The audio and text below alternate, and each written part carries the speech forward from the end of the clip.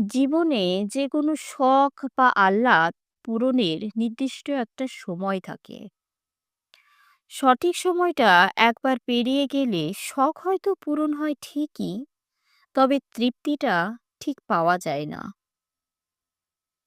১৭ বছর বয়সে যে বিরিয়ানিটা খেতে অমৃতের মতো লাগে, ৩২ বছর বয়সে এসে সেটা ভালো নাও লাগতে পারে। ১৮ বছর বয়সে সমবয়সী কারো সাথে পাঞ্জাবি বা শাড়ি পরে রিকশায় ঘুরতে ভীষণ রোমান্টিক লাগে। ৩৬-এ পা দিয়ে একই কাজ করতে রোমান্টিক লাগবেই তার কোনো গ্যারেন্টি নেই। ২১ বছর বয়সে ভার্সিটির বন্ধু বান্ধব নিয়ে সমুদ্র সৈকতে বেড়াতে গেলে যে আনন্দটি পাওয়া যাবে, ৪০-এ পার করে সেই আনন্দ পাওয়া নাও যেতে পারে। একদিন নিজের ছাদে বাগান করব এই আশায় বসে থেকে যে মানুষটা বারান্দার টবে কোনো গোলাপের চারা লাগালো না, ছাদ হওয়ার পর দেখা গেল সেই মানুষটার আর বাগান করার সময়ই নেই।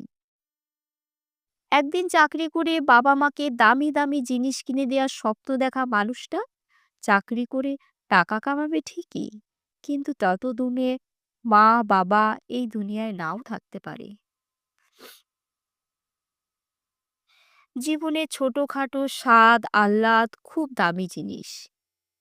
এগুলো একটা মানুষের হৃদয়কে জীবিত রাখে, সতেজ রাখে, প্রাণবন্ত রাখে।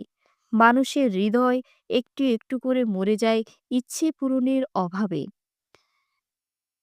এই জন্য সময় থাকতে এইসব শখ পূর্ণ করা পূর্ণ করে ফেলতে হয়। অনেক টাকা জমলে একদিন খাবো এই চিন্তা না করে অল্প কিছু টাকা জমিয়ে এখনই খেয়ে আসুন পছন্দের কাচ্চিটা।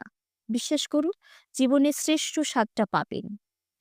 দেরি না করে পছন্দের মানুষটাকে আজকেই রিকশায় ডেটিং অফারটি দিয়ে দেখুন। রাজি হলে শাড়ি বা পাঞ্জাবি পরে হুটখোলা রিকশায় বৃষ্টিতে ভিজতে ভিজতে শহরময় ঘুরে বেড়ান। লিখে নিন, লাইফের সেরা রোম্যান্সটা পাবেন। পকেটে কিছু টাকা হলেই বন্ধুর ঘাড়ে হাত রেখে বলে বসুন, চল বেটা, সাজেক যাব, আজকেই যাব, এক্ষুনি যাব, ব্যাগ গুছিয়ে নে, বাস ধরতে হবে।